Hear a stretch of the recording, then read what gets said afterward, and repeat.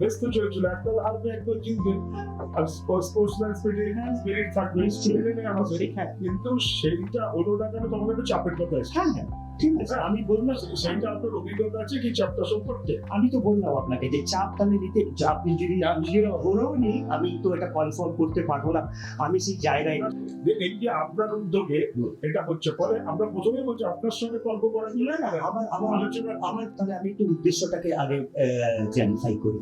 আমার উদ্দেশ্যটা কি, এই যে নির্বাচন, আপনারা বলছেন নির্বাচন হয়, ইলেকশন সিরিয়াস, কিন্তু টেকনিক্যালি তো এটা নির্বাচন, কারণ একটা নির্বাচন বোর্ডও হয়েছে।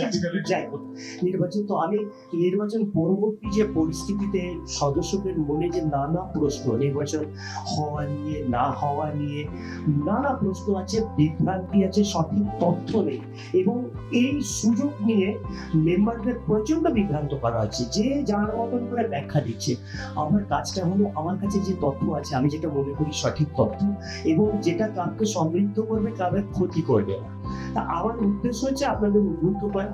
আপনাদের মধ্যে আমার মনে হয়েছে কোথাও না কোথাও মেম্বাররা শুধু অখুশি বলবে না, কিছু ব্যাপারে একটু হতাশ হয়েছে, যে তাহলে আর কি কোনোদিন হবে না।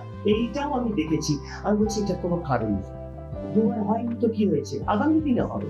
আপনারা চাইলেই হবে, আপনারাই মূল, আপনাদের চাইতে হবে, সকলকে এগিয়ে আসতে হবে।